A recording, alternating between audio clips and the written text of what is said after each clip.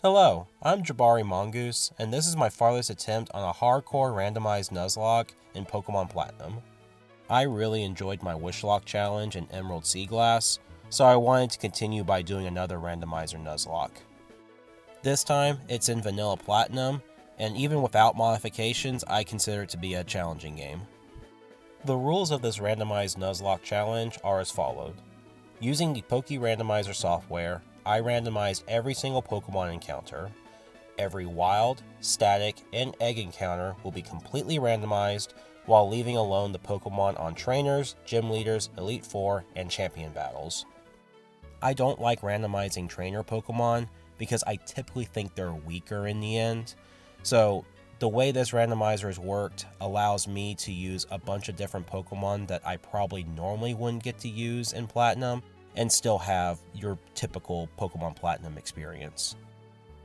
Also, this randomizer will be a hardcore Nuzlocke, so whenever a Pokemon faints, it's dead and I can't use it again.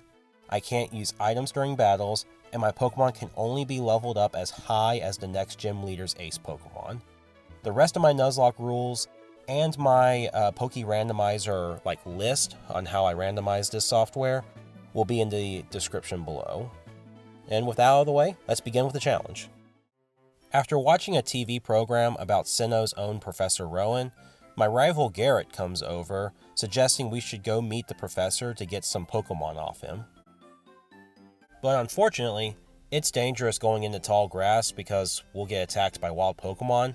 So in order to avoid this, Garrett has the brilliant idea of just keep dashing until we get to Sand Gym Town.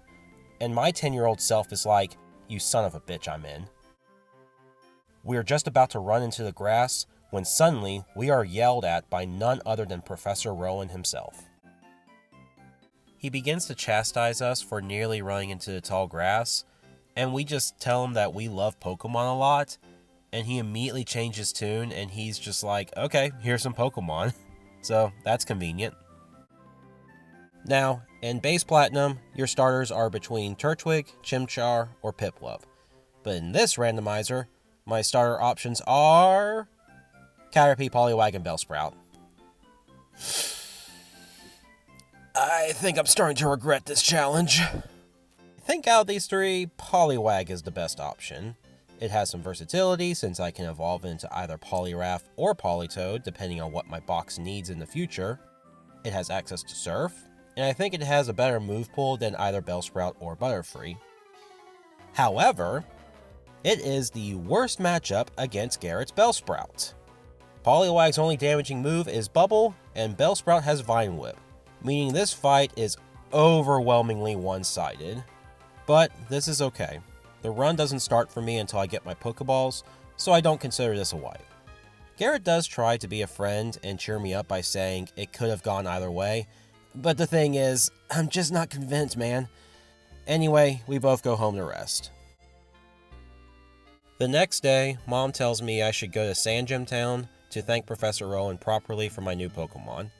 Garrett had the same idea too, and heads to Sand Gym Town ahead of me. I make it to Sand Gym Town, where Lucas takes us to see Professor Rowan. While talking with the professor, he wanted to see our Poliwag, and is amazed that we've already evolved it, which is completely not true. I'm finally able to nickname Poliwag, and he shall now be Ashwell. After watching a catching tutorial from Lucas, I get my Pokeballs, and now the lock officially begins. My first encounter is a Ladybug on Route 202, and his name shall be Skippy. Up next is Lake Verity, and we encounter a Zubat, and we shall name him Collins. Traveling from Route 202 to Jubilife City wasn't much of an issue. After interacting with the International Police, I go to the only school in Sinnoh to do some learning. There are some trainers you can fight here, which I didn't think much of. This was my first mistake, because School Kid Christine almost ended my run this early. The issue was she used a potion to heal her Bidoof, and Ashwell was too hurt to stay in. I switched into Skippy, who unfortunately couldn't do much.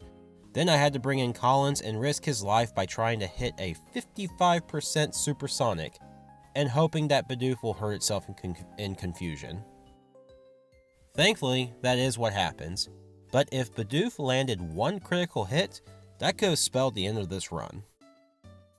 After some healing, I do a side quest to get the Poketch, and I get the old rod from this fisherman, so I can get some extra encounters. I go back to Twinleaf Town, where I catch Mendoza the Caterpie. On Route 219, I get Adrian the Azurill. Lastly, on Route 218, I get RJBD the Wurmple. Up next, we have another battle with Garrett.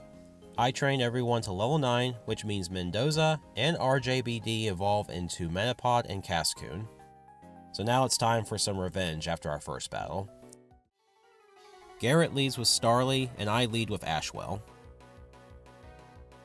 Ashwell outspeeds and lands a bubble while Starly uses Growl. This goes on for the next 3 turns, as Starly only uses Growl until Ashwell gets the knockout. Garrett brings out his Bellsprout. I switch Ashwell into Skippy, and Bellsprout uses Growl to increase its special attack. Knowing that Bellsprout only has the physical move Vine Whip, I keep Skippy in, dealing small damage with Tackle. This takes a while, but because Skippy quad resists any grass type moves, we eventually get the KO, but yeah, it does take a while. But I get my first win on Garrett. To celebrate my victory, I evolve both Metapod and Cascoon into Butterfree and Dustox. Then I get my next encounter, which is a Spearow I name Eric. Up next, it's going through the Oreburgh Gate, and I get a huge encounter here. I find a Trico, and if I can catch it, this will be great against the first gym leader, which is Rourke. He uses rock types. It gets very scary, but after Ashwell lands a very clutch Hypnosis, we get Fitzsimmons to Trico to join our party. Oreburgh City is where I'm going to get my first gym badge. However, Rourke, the gym leader, is at the coal mines, so I must go fetch him. After doing some exploring, I go into the mines where I catch Ballsquall the Bellsprout, and I have to point out that it's really funny I was able to catch the other 2 starter Pokemon in this randomizer so early on. We meet Rourke, who shows off the move Rock Smash, and then he agrees our request for a battle. But before I fight him, there's one more encounter I can get. You see, just north of Oreburgh City, you can get an encounter on Route 207, and I find the perfect lead against Rourke. The reason Krabby is so good here is all of Rourke's Pokemon hit on the physical side, and his ace Pokemon Cranidos hits really hard at this early in the game. In non-recorded Nuzlocks, I've wiped numerous times to this Cranidos. Krabby has good physical defense, so that's already one good thing against Rourke. But this one has the ability Shell Armor, which means he cannot be critted.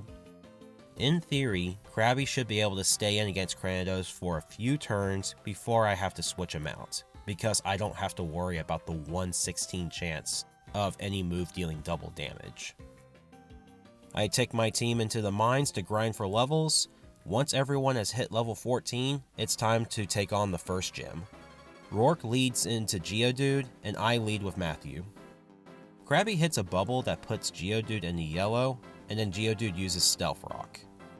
Next turn, Rourke uses a potion, and Krabby lands another bubble that puts Geodude in the red. One more bubble secures the knockout, and that's enough for Matthew to hit level 15, where he learns Bubble Beam. Now we're in business. Rourke brings out his Onix next, but it's not going to do anything because Krabby outspeeds and gets the KO with Bubble Beam. Finally, Rourke brings out his ace Cranidos. Cranidos outspeeds and lands a Headbutt, but Krabby avoids getting flinched and hits a Bubble Beam that crits, which secures the one-shot. I didn't know if that crit mattered, but who cares? We beat Rourke deathless, and we get our first badge. I hope people enjoyed episode 1 of this Platinum Randomizer.